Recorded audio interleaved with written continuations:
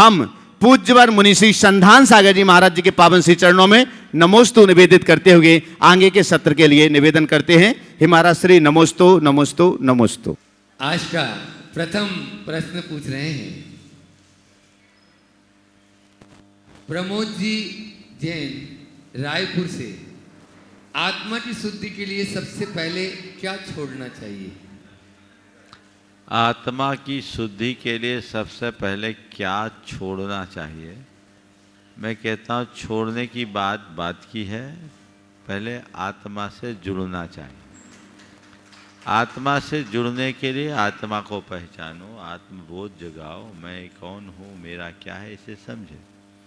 और आत्मा में किन कारणों से मलिनता आती है उन्हें जाने, और जो मलिनता के कारण है उनको छोड़े।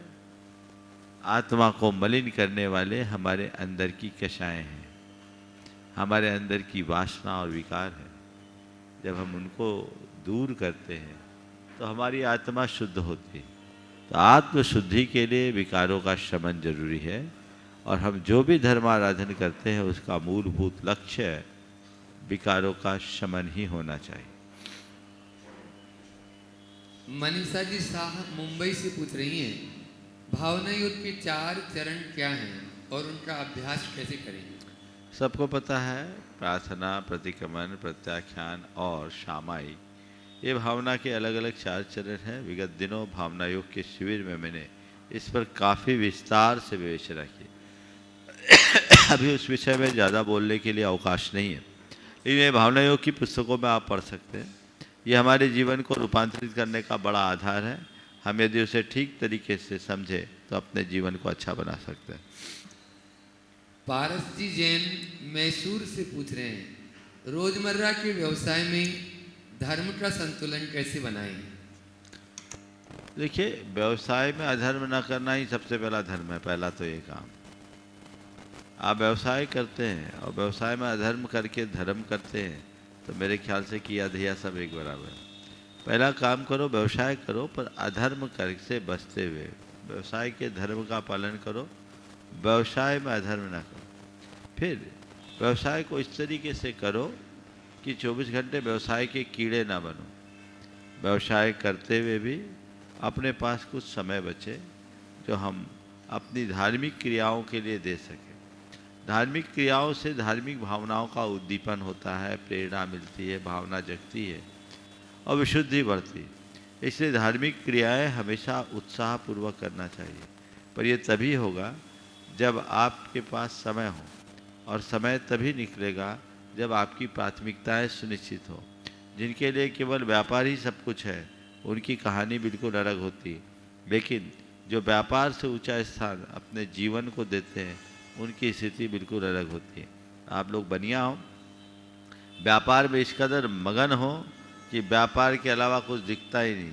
एक व्यापारी सपने में मरा, यमलोक में गया, उसका लेखा जोखा देखा गया तो पुण्य पाप बराबर था।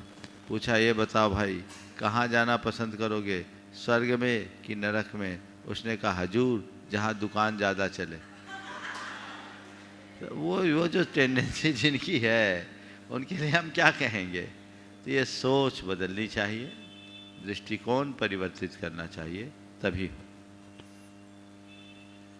सूरत से शिल्पा जी मोदी गुरु चरणों में बारंबार नमस्ते करते हुए पूछ रही हैं, क्या दर्शन, ज्ञान और चारित्र को साथ लेकर चलना संभव है?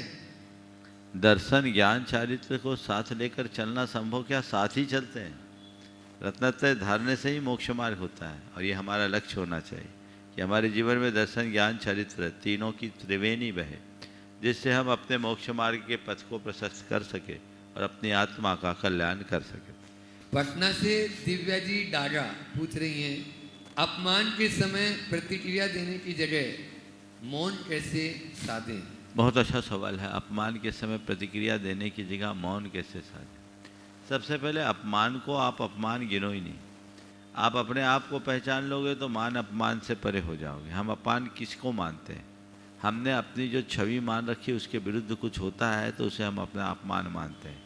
पर जिस छवि को हमने अपनी मान रखी वो हमारी छवि है कहाँ? पहले अपनी असली छवि को तो पहचाने। हमने जो अपनी एक काल्पनिक छवि है, इसे ही यथार्थ छवि मानने की भूल रखी है। ये भ्रम है।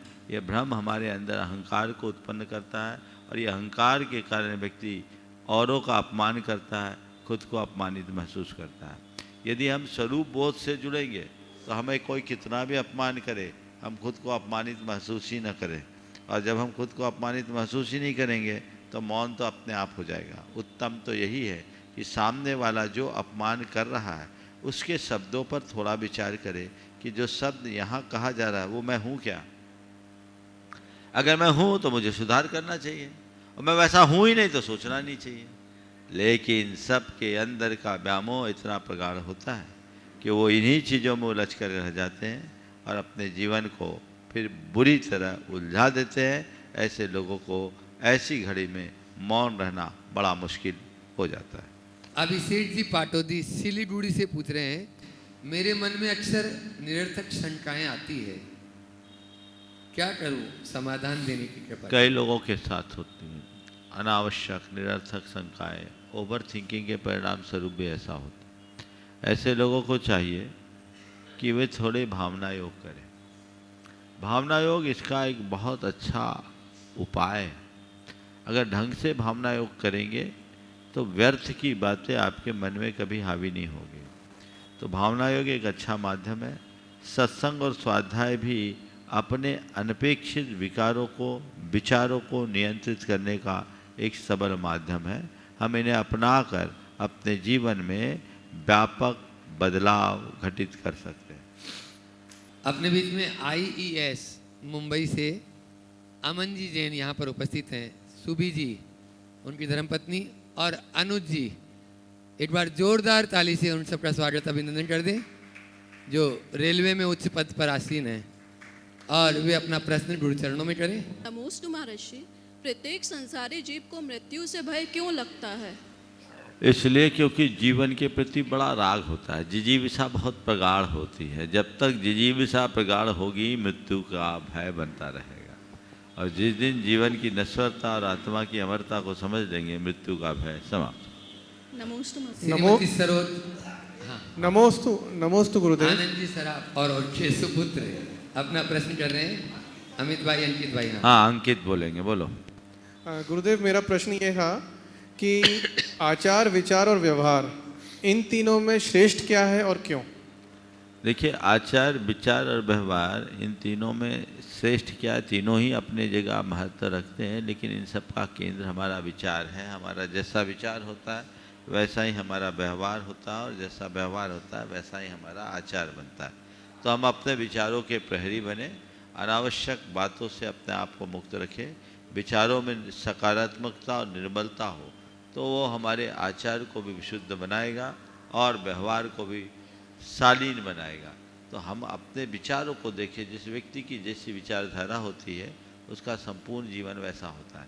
लेकिन एक कदम और, विचार को भी परिष्कृत करने के लिए भाव की शुद्धि, अपने अंदर की भावना को ठीक करें, विकृत भावनाओं से बचे। और भावनाओं को ठीक करने के लिए हमें भावना योग की गहराई में उतरने की ज़रूरत है। अगर हम भावना योग में डूबते हैं तो हमारे भाव सुधरेंगे, भाव सुधरने से विचार सुधरेंगे, विचार सुधरेंगे तो हमारा आचार और व्यवहार भी बदलेगा, हमारा संपूर्ण जीवन पवित्रता की ओर मुड़ जाएगा। नमोस्तु गुरुदेव। वैज्ञानिक doctor Rajiv ji Jain, Gandhi medical college Bhopal. नमोस्तु महाराज जी, मैं doctor Rajiv Jain Gandhi medical college में वैज्ञानिक के पद पर कार्यरत हूँ। मेरी बेटी को ऑटिज्म है, तो मैं ये जानना चाह रहा था कि मेरा प्रश्न ये था कि ऑटिज्म वाले बच्चों को यूट्यूब के माध्यम से सुनाने के लिए जो रूटीन में भावना योग है वह सही रहेगा या फिर उसके लिए कुछ स्पेशल कमांड्स देना सही रहेगा? बहुत अच्छा आपने सवाल रखा है। मुझे लगता है कि ऑटिज्म से जुड़े लोगों के लिए एक अलग भावना योग बनाना चाहिए। आपने आज ये सवाल रखा है, बहुत जल्दी मैं कोशिश करूँगा कि भावना योग का वह स्वरूप भी आ जाए, और ये बहुत प्रभावी होगा, इसमें कोई संशय नहीं। लेकिन जब तक वह उपलब्ध नहीं होता तब तक जो चल रहा है उसको चलने दीजिए, इसका भी दीर्घकालिक लाभ होता है। और एक प्रश्न और था महाराज जी, छोटा सा, कि मैं भोपाल शहर के जितने भी जैन समाज के पेरेंट्स हैं जिनके बच्चे स्पेशल चाइल्ड ऑटिज्म इत्यादि से ग्रसित हैं, मैं उनके डेटाबेस तैयार करके भावना योग का प्रभाव उनके ऊपर देखना चाहता हूँ, तो इसके लिए आपका मार्गदर्शन। बहुत अच्छा, आप आशीर्वाद। बिल्कुल प्लान बनाइए, एक प्रोजेक्ट बनाइए, मैं आपको पूरा उसके लिए मार्गदर्शन दूंगा, आशीर्वाद भी दूंगा। एक बड़ा रिसर्च वर्क होगा, जैन समाज तक ही सीमित न रखें, इसे आम जनों से भी जोड़ें। जो भी ऑटिज्म के शिकार बच्चे हैं, यदि वो भावना योग के साथ उत्सुक होते हैं और आप जैसे चिकित्सक उसमें आगे आते हैं तो बहुत बड़ा परिवर्तन होगा। इसमें पहला काम आपको करना होगा, बच्चों के पेरेंट्स को भावना योग के बारे में जागरूक करना होगा, उन्हें भावना योग के विज्ञान को बताना होगा, उनके अंतरंग में भावना योग की उपादेयता के प्रति श्रद्धा जगानी होगी। उनको समझ में आना चाहिए कि भावना योग कितना उपयोगी है, तभी वो अपने बच्चों के लिए कर पाएंगे। तो हम दोनों स्तर पर करें, बच्चों के लिए काम करें, बड़ों को उसके साथ रखें। आज जो गुरुकुल मित्र और अपनी सैलरी में से स्वयं ने, इस बिटिया ने आज गुरुकुल के लिए आगे आई और वह गुरुकुल मित्र से जुड़ी, एक बार जोरदार ताली बजा दीजिए अनिता के लिए। अपनी मातेश्वरी के साथ में, गीता जी के साथ में वे अपना प्रश्न करें और उसके बाद में बंधुओं आज अपने बीच में हजारीबाग से पायल जी, लब्धि जी, पुरु जी जैन यहाँ पर उपस्थित हैं। वे अपना प्रश्न भी करेंगे, उनका सम्मान भी। नमोस्तु गुरुदेव, मैंने कुछ पंक्तियाँ लिखी हैं गुरुकुल के लिए, वो सुनाना चाहती हूँ। विद्या प्रमाणम गुरुकुलम के द्वारा होशियार छात्रों के जीवन में खुशहाली ला रहे, मरुस्थल से बंजर जीवन में सावन बन हरियाली ला रहे, प्रेरणा बन आप सबकी ज़िंदगी को दे रहे नई दिशा। कृतज्ञ हैं हम आपके गुरुदेव, हम सदा अपने कर्तव्यों का करेंगे निर्वाह। नमोस्तु गुरुदेव।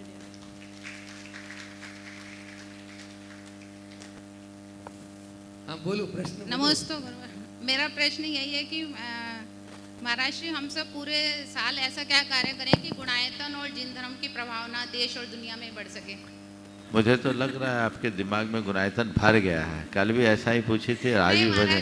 बहुत बहुत शुभ लक्षण है, सपना गुणायतन का देखो, अपने आप काम हो जाएगा। बहुत महाराज जी ये और पूछना था, कल मतलब हमने आपके यहाँ से जाने के बाद एक परिचित को बोला कि भाई विद्या प्रमाण गुरुकुलम में एक बच्चे का आप खर्च उठाएं, तो वो बोलने लग गए कि आप तो हमें भय से मतलब पैसे लेना, भय और डर से पैसे लेना चाह रहे हैं गुरुकुल में। तो महाराज जी अगर हम मतलब किसी को प्रेशर से लेके दान दिलवाते हैं तो क्या वो हमें पाप का बंध होगा? पहली बात तो दान कभी प्रेशर से लेना नहीं चाहिए और प्रेशर में दान देना नहीं चाहिए।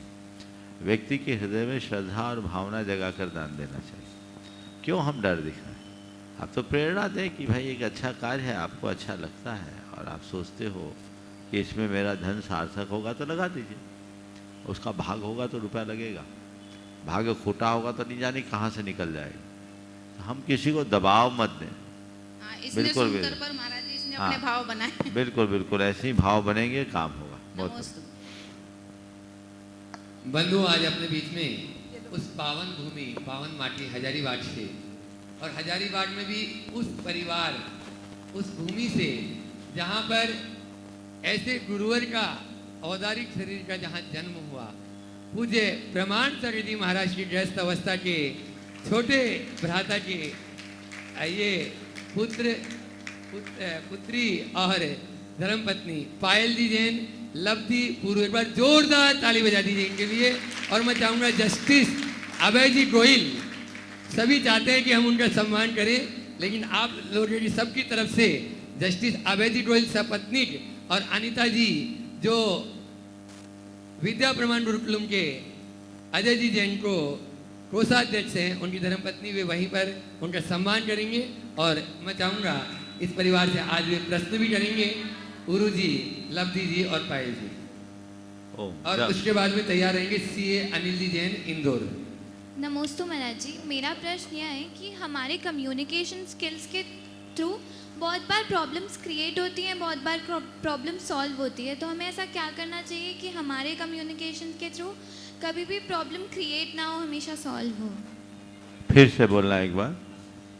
मेरा प्रश्न यह है कि कम्युनिकेशन स्किल्स के थ्रू हर बार प्रॉब्लम या तो क्रिएट होती है या तो सॉल्व होती है, तो हम ऐसा क्या करें कि हमारे कम्युनिकेशन से हमेशा प्रॉब्लम सॉल्व हो, कभी क्रिएट ना हो? बहुत सुंदर सवाल। हमारे कम्युनिकेशन यानी संवाद से समस्याओं का हल भी होता है और समस्याएं उत्पन्न भी होती है ना। आपने पूछा है कि हम ऐसा क्या करें।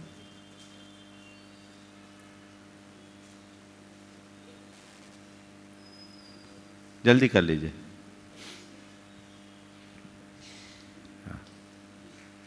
आप लोग जोरदार तालियों से स्वागत सभी 1100 क्वार्टर के आज। आपने पूछा है कि हम ऐसा क्या करें कि हमारी कम्युनिकेशन से प्रॉब्लम सॉल्व, प्रॉब्लम क्रिएट ना हो।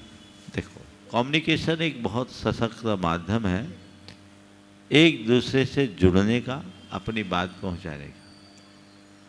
अगर हमारा कम्युनिकेशन सकारात्मक हो, पॉजिटिव हो, तो सॉल्यूशन हो। और अगर हमारी कम्युनिकेशन की डायरेक्शन नेगेटिव है तो प्रॉब्लम हो। हम एक दूसरे के साथ अपना जो भी संवाद या कम्युनिकेशन रखें, उनमें 4 बातों का ध्यान रखें। पहली बात, हमारी बातचीत में स्पष्टता हो, वचनों में विनम्रता हो, अक्खड़पन ना हो, कुछ भी बोल दो, विनम्रता होनी चाहिए।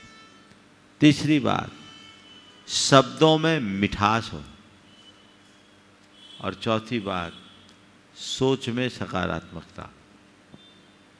यदि ये चारों बातें हम अपने जीवन में अपनाएंगे तो हमारी बात सबके हृदय में बैठेगी। और इनको भूल जाएंगे, इनसे उल्टा करेंगे तो बात विवाद हो जाएगी। हमारे शास्त्रों में ऐसा लिखा है, बादे बादे जायते तत्वबोध, बादे बादे जायते वैरबोध। बात ही बात में तत्व का बोध हो जाता है और बात ही बात में विवाद हो जाता है। समझ गए? तो हम बोलने का तौर तरीका अच्छा रखें तो चीज़ें अपने आप हो जाएगी। हम एकदम क्लैरिटी रखें, विनम्रता रखें, वचनों में मिठास रखें और सकारात्मकता के साथ बात करें। कैसे होगा? इसके विरुद्ध हमारे वचनों में अहंकार हो, अक्खड़पन हो, शब्दों में तीखापन हो। समझ गए? और चीज़ें अस्पष्ट हो और हमारी बातें नकारात्मक हो तो वो तो समस्याएं पैदा करेगा ही ना। इसलिए इन सब चीज़ों को बहुत ध्यान में रखना। हमें कम्युनिकेशन मात्र नहीं बनाना, प्रॉपर कम्युनिकेशन होना चाहिए। इम्प्रॉपर कम्युनिकेशन का कुपरिणाम अच्छा नहीं होता। इन बातों का ध्यान रखना। प्रभाव नगर क्षेत्र में भी सीए अनिल जी जैन इंदौर, एक बार जोरदार ताली बजा दीजिए। और इनके सम्मान के लिए यहाँ के अध्यक्ष सुरेश जी के सुपुत्र वे आ जाएं, मनोज जी जैन जो कर्मठ कार्यकर्ता, और सीएस नीलेश जी जैन शिरोमणि सेट गुणायतन पहुँच जाएं वहीं पे और वे सम्मान करते। जब तक अनिल भी अपना प्रश्न करें ताकि समय बचेगा। वीर विद्या मंडल महिला मंडल की समस्त महिलाएं एक प्रश्न करेंगी। पूज्य गुरुदेव के चरणों में नमोस्तु नमोस्तु नमोस्तु। छुल्लक जी के चरणों में इच्छामि इच्छामि इच्छामि। गुरुदेव के सम्मोषण में कोई शंका तो नहीं होती है, वो स्वतः समाप्त हो जाती है। पर एक सामाजिक व्यवस्था के चिंतन के लिए एक सवाल है। मंदिर और क्षेत्रों के निर्माण के साथ साथ उनकी सुरक्षा को लेके कमेटी और समाज का क्या सोच होना चाहिए? अभी मध्यरात्रि सिद्ध क्षेत्र नैनागिर में चोरी की घटना हुई है। क्या समाज को मंदिर और क्षेत्रों के आसपास कुछ छात्रावास इत्यादि जैसे निर्माण करके एक जिससे छात्रों का समूह वहाँ रहे तो सुरक्षा की अपेक्षा से मार्गदर्शन दें? ये बहुत ही चुनौतीपूर्ण बात है। आज मुझे भी जानकारी मिली कि नैनागिर सिद्ध क्षेत्र में चोरियाँ हुई। मुझे ये तो डिटेल नहीं पता कि क्या चोरी हुई, लेकिन जो भी चोरी हुई हमारे तीर्थ क्षेत्रों में इस प्रकार की चोरी घोर चिंताजनक है और निंदनीय है। हमें इस तरह की घटनाओं की निंदा करनी चाहिए और इसकी पुनरावृत्ति न हो इसे सुनिश्चित करनी चाहिए। समाज को प्रशासन पर दबाव डालकर जो भी अभियुक्त है उनका पता लगाना चाहिए और इसका बचाव करना चाहिए कि अपने तीर्थों की सुरक्षा या मंदिरों की सुरक्षा के लिए हम क्या करें। विगत दिनों मैंने 4 सुझाव दिए थे, आज वो सुझाव पुनः आप सबके बीच रखना चाहता हूँ। यदि हम अपने तीर्थों, मंदिरों और धर्मायतनों की दीर्घकालिक सुरक्षा करना चाहते हैं तो 4 बातें अपने साथ रखिए। सबसे पहली बात, जितने भी मंदिर और तीर्थ हैं, खासकर तीर्थ स्थल है, उनके आसपास बसे लोगों के साथ हम अपना ऐसा आत्मीय संवाद बनाएं कि उन्हें हम अपना सकें, उन्हें अपना बना सकें। कुछ भी होने पर हमसे पहले वे हमारा झंडा उठाने को तैयार हो जाए। ये प्रयास होना चाहिए। इस दिशा में हमें सतत प्रयास करना चाहिए। दूसरा, हमें अपने तीर्थों में यात्रा अधिकाधिक करनी चाहिए। हर व्यक्ति को हर तीर्थ में जाना चाहिए। प्रत्येक व्यक्ति साल में कम से कम 4-5 दिन के लिए तीर्थ यात्रा करे और वो तीर्थ यात्रा के क्रम में ऐसा करे कि हर साल में एक नए तीर्थ पर जाऊँ। रूटीन के तीर्थों में जिसकी जहाँ श्रद्धा है, कई जगह कई लोग जो हर महीने जाते हैं बड़े बाबा के पास शिखर जी में, वो एक अलग चीज़ है। लेकिन हमें साल में एक नए तीर्थ पे जाना है, ऐसा क्रम बनाए, अभ्यास बनाए तो बड़ा बदलाव होगा। तीसरी बात, हम अपने सारे तीर्थों के जो दस्तावेज है, खासकर राजस्व संबंधी, उनको सुरक्षित करें। आज भी हमारे बहुत सारे मंदिरों, धर्मायतनों और तीर्थों के प्रॉपर दस्तावेज नहीं है, उनका रिकॉर्ड ही शुद्ध नहीं। सरकार अभी इन सब को डिजिटलाइज कर रही है, अभी मौका है और इसको आगे बढ़ाना चाहिए। इसका एक अलग पोर्टल होना चाहिए जिसमें हर राज्य के अलग अलग लोग जो राजस्व के कानूनों और नियमों को जानते हैं उनको जुड़ना चाहिए और उस पोर्टल पर उनको सॉल्यूशन मिलना चाहिए, क्योंकि हर राज्य के ज़मीनों संबंधी कुछ अपने लोकल नियम हैं, उनके अनुरूप कार्य करके लोगों को आगे बढ़ाने की कोशिश करनी चाहिए। ये तीसरी बात है।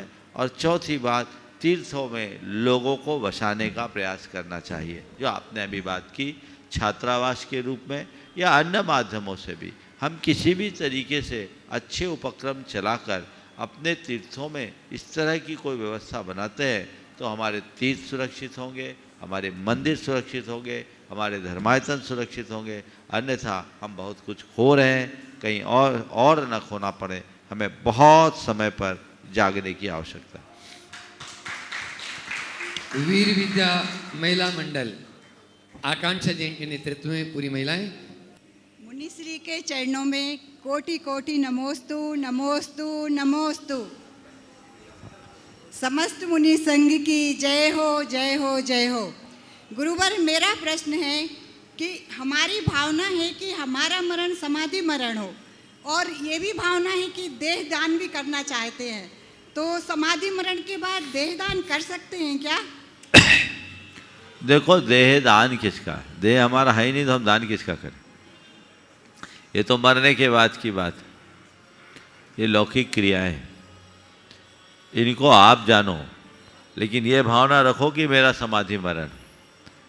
क्योंकि समाधि मरण करने के बाद कई तरह की भावनाएं लोगों की जुड़ती, उसमें अनेक प्रकार की समस्याएं होती। इसलिए मेरी राय में इस प्रश्न में उलझना उचित नहीं। हाँ। गुरुवर, 4 लाइन बस ये बोलना चाहती हूँ। हमें कौन जानता था गुरुजी आपकी बंदगी से पहले, हम तो बुझे हुए दिए थे आपकी रोशनी से पहले। ज्ञान इतना दिया आपने भुलाया नहीं जा सकता और आपके इस एहसान का बदला कभी चुकाया नहीं जा सकता। गुरुवर, 9 दिनों में आपने मतलब बहुत ही वो दिया है, अब समझ नहीं आ रहा कल से क्या होगा। चलो 2 पीछे। स्वस्ति जैन, श्रेया जैन, पलक जैन और सभी इन सभी बच्चियों के लिए एक बार जोरदार ताली बजा दीजिए, जो इसी वर्ष अभी नए सत्र में ये बच्चे आई हैं आपके यहीं 1100 पैटर्न में, और उसके बाद में तैयार रहेंगे। अनुशासन की सभी छात्राओं की तरफ से द्वयी मुनि राजों के चरणों में बारंबार नमोस्तु नमोस्तु नमोस्तु। महर्षि जी, हम सभी छात्राओं का प्रश्न है कि अध्ययन काल के दौरान हम सभी अपने अंदर स्थिरता, धैर्य, दृढ़ता और आत्मबल को कैसे बनाए रखें महाराज जी? बहुत अच्छा। पहले तो मैं चाहूँगा इन बच्चों का खूब उत्साहवर्धन करें। एक बड़े लक्ष्य को सामने रखकर ये लोग आगे आई हैं और ये हमारे समाज के लिए बड़े गौरव का विषय है कि अनुशासन में अध्ययनरत बच्चियाँ आज अपना परचम फहरा रही है। बहुत अच्छी संख्या में ये पीएससी और जुडिशरी की शिक्षा उत्तीर्ण कर रही है। मैं इन बच्चियों को भी और इसकी व्यवस्था में जो भी लगे हैं, सुधीर जी, गोहिल साहब और पूरी टीम, शायद 1100 क्वार्टर कमेटी भी, मैं उनको बहुत बहुत आशीर्वाद देता हूँ कि इन लोगों को ऐसे ही संरक्षण देते रहे और प्रोत्साहित करते रहे। आपने जो सवाल किया कि अध्ययन के काल के समय हम अपनी स्थिरता, धैर्य, एकाग्रता और आत्मबल कैसे बढ़ाएं, कुछ मत करो, 10 मिनट का नियमित भावना योग करो। ये 10 मिनट का भावना योग, इसमें आप अपना समय लगाओगे, इससे आपका परफॉर्मेंस बहुत अच्छा हो जाएगा। आपके अंदर सकारात्मकता आएगी, आप अपने लक्ष्य के प्रति समर्पित होंगे, आप में स्थिरता भी आएगी, आपके हृदय में पेशेंस भी आएगा, धैर्य भी आएगी और आप अपने विश्वास को भी कायम कर सकेंगे। नियमित वो करते रहे। जब भी मन डिमोटिवेट होने लगे, इन चीज़ों को बार बार दोहराते रहो। हमेशा अपने लक्ष्य को सामने रखो, उसकी धुन रखो, मुझे अपना लक्ष्य पाना है, मुझे अपना लक्ष्य पाना है, मुझे अपना लक्ष्य पाना है, तो हम सब चीज़ों को हासिल करने में समर्थ हैं। सुधीर जी चलो एक और पूछ लो। हाँ, फिर सुधीर भैया भी एक प्रश्न में। गुरुदेव के चरणों में बारंबार नमोस्तु। गुरुदेव, मेरा प्रश्न ये है कि विद्यार्थी जीवन में पुण्य का क्या महत्व होता है और हम अपने सेक्शन कार्य के दौरान पुण्य कैसे अर्जित कर सकते हैं? देखिए, विद्यार्थी जीवन में पुण्य का क्या महत्व है, मैं तो कहता हूँ विद्यार्थियों को पुण्य पाप के भाव से ऊपर उठना चाहिए। उनका एक ही लक्ष्य होना चाहिए कि मेरी पढ़ाई मेरा पुण्य है, मैं अपने कर्तव्य में अडिग रहूं। हाँ, अपने उत्साह और अपनी श्रद्धा को बढ़ाए रखने के लिए कम से कम भगवान के दर्शन, वंदन, समयानुरूप पूजन जरूर करना चाहिए। जाप आदि की जो क्रिया है वो करना चाहिए। ज़्यादा धार्मिक क्रियाएं ना कर सके तो कोई चिंता की बात नहीं, इतना भर तय कर लो कि हमें अधर्म नहीं करना। समझ गया? पुण्य निश्चित जीवन को आगे बढ़ाता है, पर मेरा मानना है पुण्य करने से जितना लाभ होता है उससे कई गुना लाभ पाप से बचने का होता है। विद्यार्थी पाप से बचे। तुम लोग इतना पुण्य तो लेकर आई हो, तब तो यहाँ खड़े हो, लेकिन लोग कुसंगति में पढ़कर आधुनिकता की होड़ में पाप में प्रवृत्त होते हैं और अपने पुण्य को छीन कर लेते। एकदम तय कर लो, मैं पुण्य जितना करूं न करूं, पाप से बचूंगा, पाप को त्यागूंगा। ये बात मस्तिष्क में अंकित हो जाए तो सब चीज़ें हमारे अनुकूल होगी और अपने लक्ष्य को हासिल कर सकें।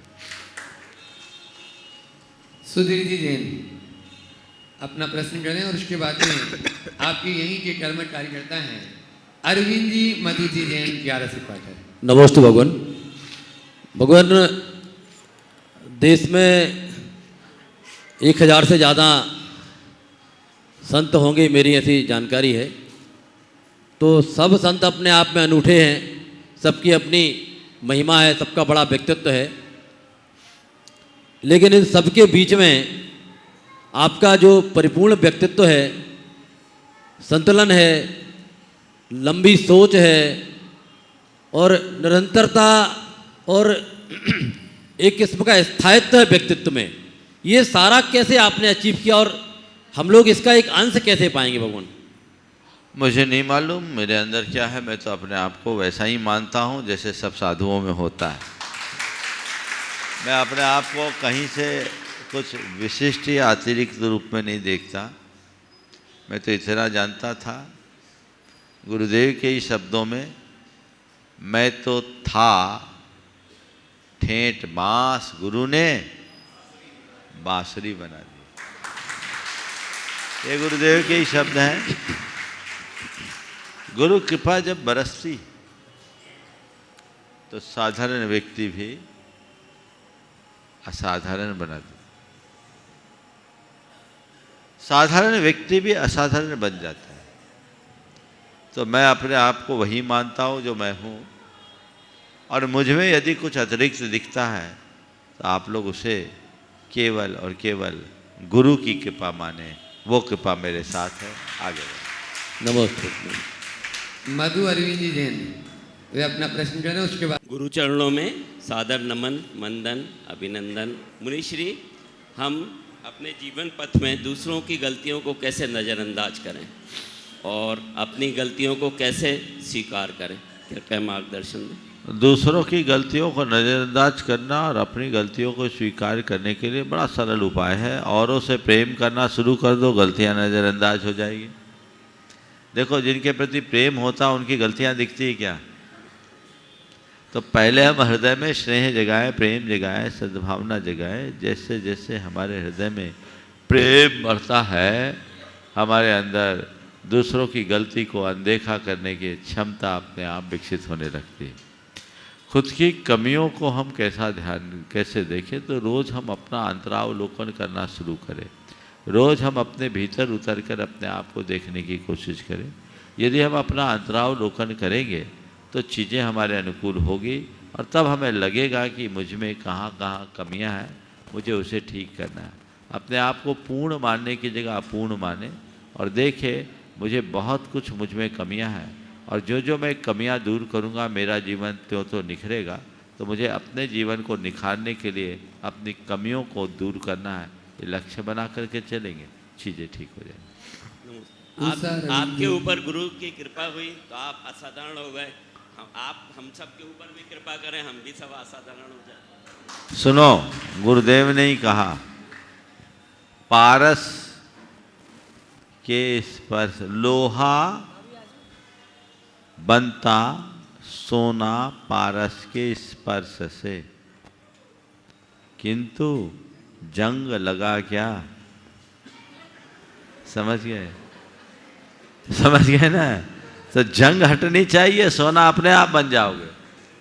अगर पारस के संपर्क में आने के बाद भी सोना नहीं बन पा रहे हो तो तय मानना पारस खोटा नहीं है, लोहे में जंग चढ़ा है। उसकी जंग मिटा दो। और लोहे की जंग मिटाने के लिए कुछ नहीं करना है, थोड़ा तपाना है और थोड़ा पीटना है, लोहे की जंग खत्म। और क्या करते हैं, कैसा भी लोहा हो, कितनी भी जंग लगी हो, उसे तपाकर पीट दो, लोहा भी शुद्ध हो जाएगा। इसलिए अपने अंदर देखो, यदि मेरे अंदर सोनापन प्रकट हो रहा है तो फिर तो मैं खुश नसीब हूँ, और यदि ऐसा नहीं तो अभी जंग लगी है, हमें उससे बचना है। नमोस्तु महाराज श्री। उषा रविंद्र जी जैन अपना प्रश्न कर रही है। नमोस्तु महाराज श्री, नमोस्तु महाराज श्री, नमोस्तु महाराज श्री। बहन सोमा जी जैन गैरेटगंज तैयार है। महाराज जी, संयुक्त परिवार रूपी वृक्ष कब मुरझाने लगता, कब सूखने लगता है? क्या उसमें जब अहंकार के कीड़े लग जाते हैं? दूसरा, मैत्री भाव पैदा करने का क्या उपाय है? बहुत अच्छा आपने सवाल किया, उसी में उत्तर है। किसी पेड़ में कीड़े लगेंगे तो सूखेगा ही, चाहे उसको कितना ही सींचो। तो परिवार का हरा भरा वृक्ष अहंकार के कीड़े लगने से सूख जाता है। इसलिए हम कोशिश करें उसमें कीड़ा न लगे, प्रयास करें। मैत्री भाव पैदा करने का बड़ा सरल उपाय, हर प्राणी के अंदर की आत्मा की तरफ दृष्टि रखो। आया तुला पयाशु, सब प्राणी को अपने समान गिनना शुरू करो। सर्वभूत आत्म भावना जो जो विकसित होती है त्यों त्यों हमारी मैत्री भावना बढ़ते जाती। नमोस्तु महाराज श्री, नमोस्तु। ब्रह्मचारी बहन सोमा जी जैन गैरेटगंज से अपने बीच में। समस्त श्रेष्ठ मुनिराजों के चरणों में सादर नमोस्तु। छुल्लक जी को इच्छामी। महाराज श्री, कई बार कुछ लोगों को हमारी आवश्यकता होती है जब वो परेशानी में होते हैं, और उस समय हमारा ध्यान, धैर्य, बुद्धि और ज्ञान सब जागृत हो चुका होता है। लेकिन जब वही समस्या से हम जूझ रहे होते हैं तो महाराज जी वही चीज़ें हमारे दिमाग में क्यों नहीं आती और हमें रास्ता क्यों नहीं मिलता? हमारे यहाँ एक बहुत पुरानी कहावत है, पर उपदेश कुशल बहुत है। दूसरों को उपदेश देना सरल होता है, पर उसे खुद को आत्मसात करना थोड़ा कठिन होता है। इसकी वजह कि हमारा जो जीवन है वो बौद्धिक स्तर पर ज़्यादा चलता है। हम अपने आप को भावनात्मक स्तर से कम जोड़ पाते हैं। यदि हम बौद्धिक की जगह भावनात्मक स्तर से जोड़ने लगे तो चीज़ें बदल जाएंगी। नमोस्तु महाराज। अभय जी गोयल अपने बीच में है, वे अपना प्रश्न करें, उसके बाद महाराज जी के चरणों में बारंबार नमोस्तु नमोस्तु नमोस्तु महाराज श्री। महाराज श्री, प्रश्न ये है कि इस समय एकाकी परिवार बढ़ रहे हैं और संयुक्त परिवार की जो अवधारणा है उसको हम कैसे जीवित पुनः कर पाएँ। अब तो मुश्किल हो गया भाई संयुक्त परिवार, अब तो परिवार ही ख़त्म हो रहा है। समय बहुत तेज़ी से बदल गया। अब तो नई पीढ़ी विवाह करने से कतराने लगी, बड़ी मुश्किल हो रही। आज ही एक ने कहा, महाराज जी हमारा बेटा 38 साल का हो गया, उसको विवाह करने की इच्छा नहीं होती, वो बहुत डरता है। ये कंसेप्ट बहुत तेज़ी से बिगड़ रहा है। बदलते सामाजिक जो परिस्थितियां हैं ये बहुत चिंतनीय है। हमें इसके लिए एक जन चेतना का विकास करने की जरूरत। नमोस्तु नमोस्तु। जस्टिस अभय जी गोयल और उसके बाद में मलय जी मीनू जी जैन। गुरुवर द्वय और मुनिवर द्वय के चरणों में बारंबार नमोस्तु। क्षुल्लक जी गण के चरणों में क्षाम। गुरुदेव, सबसे ज़्यादा प्रसन्नता की बात यह है कि आज देश में आपको पूरा देश सुन रहा है। मेरे कई हाई कोर्ट के जजेज हैं, चाहे वो राजस्थान से हैं, दिल्ली से हैं और कर्नाटक से हैं, वो आपको प्रतिदिन सुन रहे हैं। वो जैन समाज के नहीं हैं, जैनेतर समाज के जजेज हैं और वो आपके प्रश्नों के समाधान से अत्यधिक अभिभूत हैं। वो कई बार अपनी शंकाएं मेरे से प्रकट करते हैं, मैं आप तक पहुंचाने का प्रयत्न करूंगा। अभी अष्टानी का पर्व चल रहा है, उसमें सब जगह सिद्ध चक्र महामंडल विधान हो रहे हैं। पिछले दिनों हमारे एक मित्र ने विदिशा में भी, पिछले महीने वकील हैं वो सुरेश जी, उन्होंने सिद्ध चक्र महामंडल विधान कराया।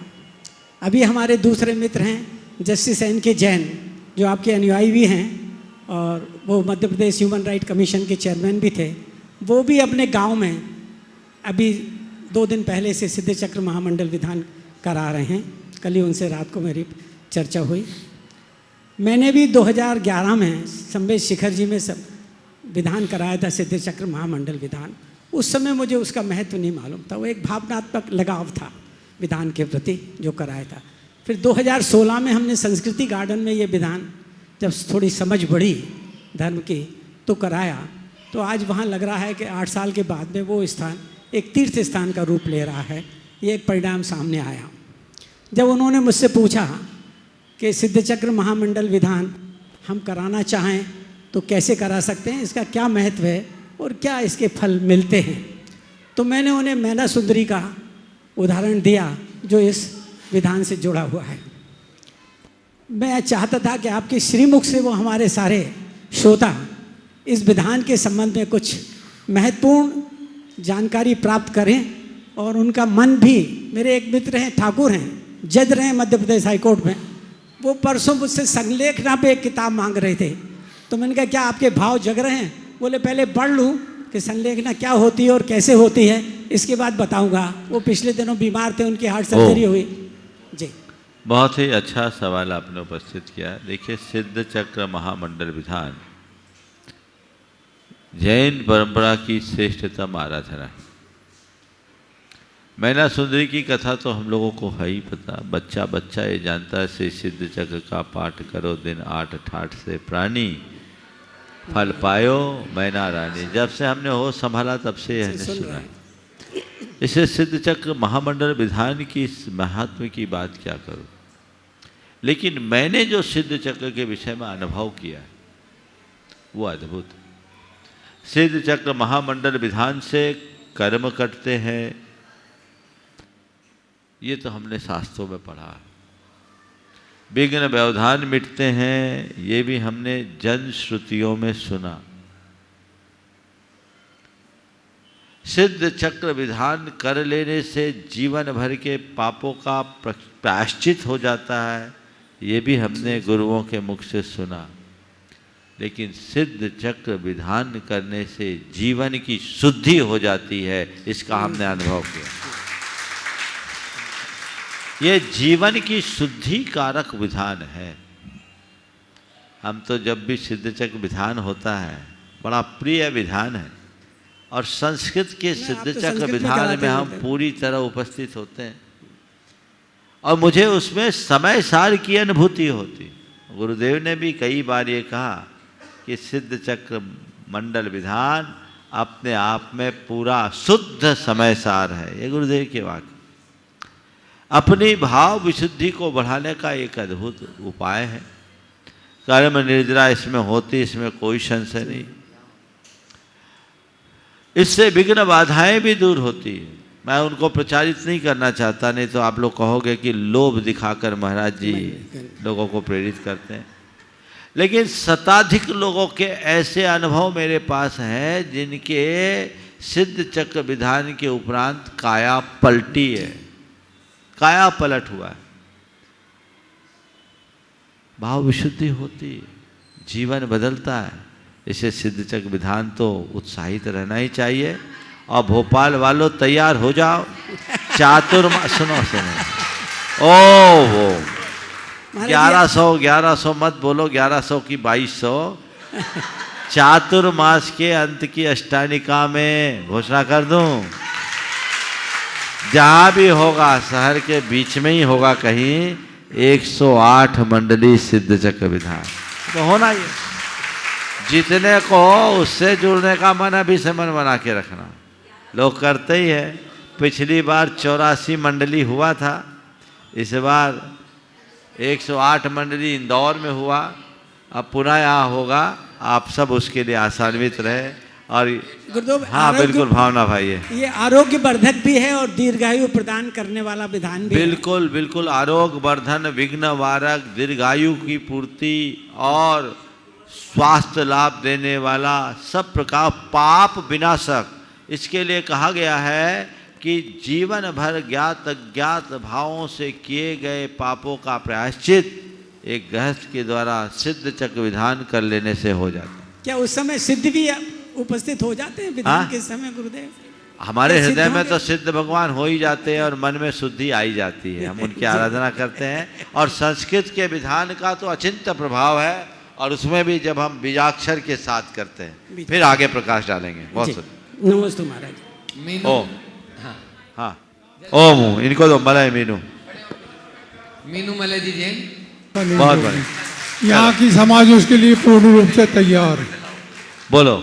नमोस्तु महाराज श्री।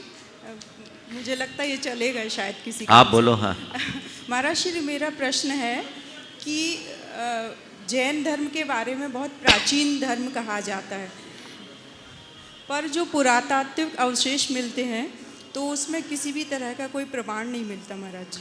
ये भ्रांति धारणा है। पर्याप्त प्रमाण है। हड़प्पा मोहन जोदड़ों के उत्खनन से प्राप्त अवशेष इसके सबल प्रमाण है। समय पर्याप्त हो गया है, इसलिए इस प्रश्न को मैं भी खड़ा रखता हूँ। आगे इस पर चर्चा करूँगा। बोलिए परम पूज्य आचार्य गुरुवर श्री महाराज जी, सिद्ध चक्र विधान 1100 क्वार्टर में हो जाए महाराज। देखो तो इन्होंने लगभग चार कर लिया सिद्ध चक्र विधान। 4 विधान किए महाराज जी। 4 कर लिए। और सबको प्रेरित करती हूँ महाराज जी कि अपने जीवन में एक बार जरूर करें सिद्ध चक्र महामंडल विधान। ये होगा। अब मालूम है 108 मंडल विधान के लिए कितनी बड़ी जगह चाहिए। जिसके पास जगह लंबी होगी वो जीत जाएगा।